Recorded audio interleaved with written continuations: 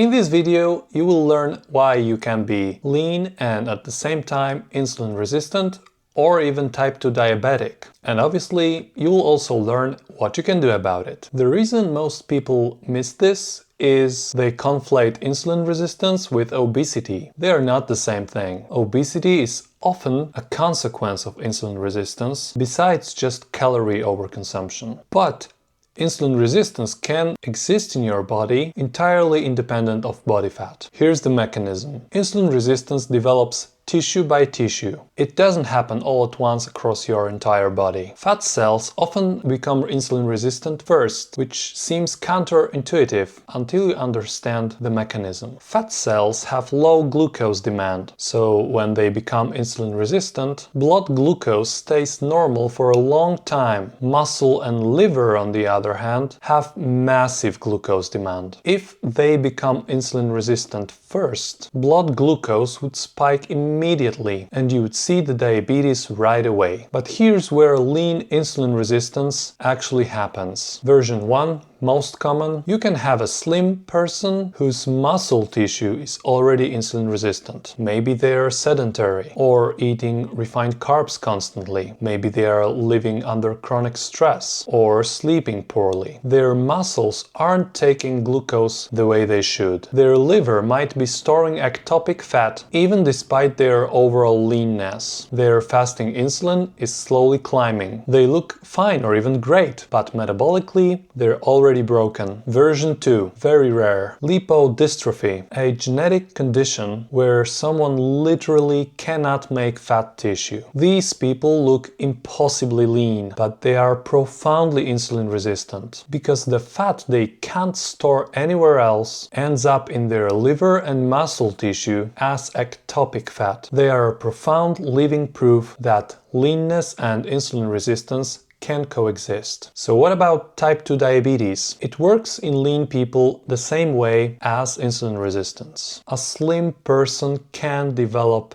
type 2 diabetes, absolutely.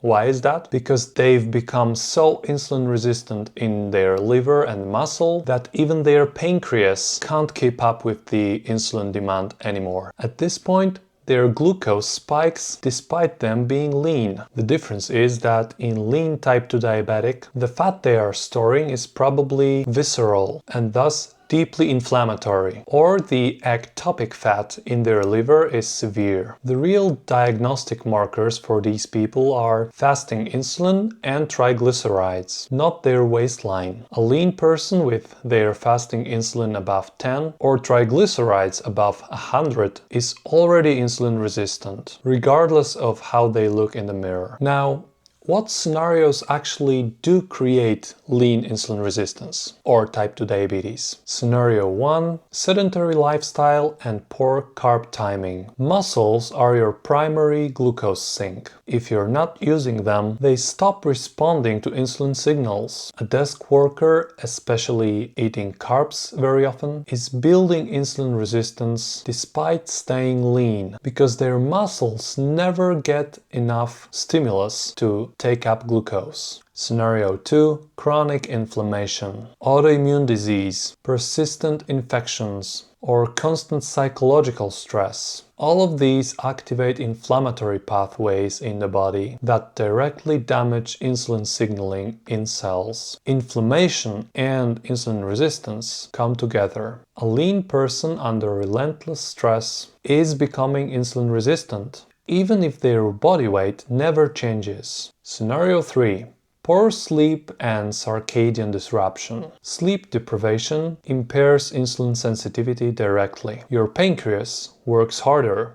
Your muscle responds worse. Over time, systemic insulin resistance develops. Scenario 4. Ectopic fat accumulation. A lean person can have significant liver fat or pancreatic fat without looking obese. This fat gets converted into ceramides, the mean fats that actively block insulin signaling. Fructose is particularly effective in doing so. A lean person drinking juices or eating carbs and highly processed foods can load their liver with fat while staying lean all the time. Scenario 5.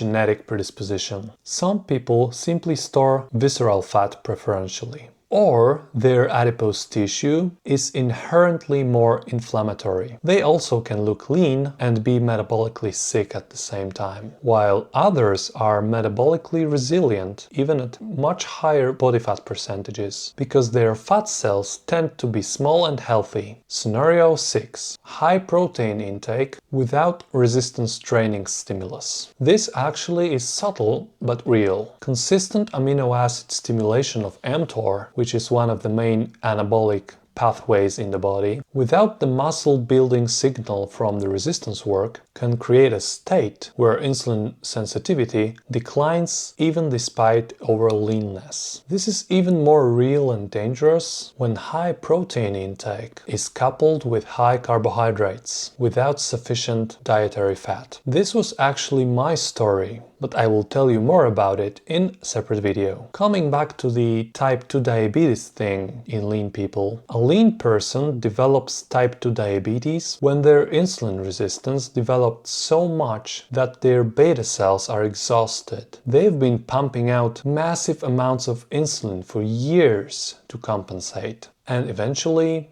they can't anymore. Their fasting glucose was probably creeping up for a decade, but nobody caught it because they looked fine. Then one day their fasting glucose hits 130 and they get the diagnosis. They're shocked because they're not overweight. This is why markers like fasting insulin or the adipo-IR index matter so much more than the BMI or just your body weight. They are early warnings. A lean person with high fasting insulin is already insulin resistant. They are just not obese yet. The metabolic damage is there waiting, and more diseases driven by the metabolic dysfunction are already at high risk of developing, but you can catch it early. If you happen to be a slim person but suspect you might be metabolically damaged, go get your blood work done. Check your fasting insulin, your HOMA-IR index or adipo-IR index, or even hemoglobin A1C. If your results confirm this suspicion, or you just want to prevent it from happening,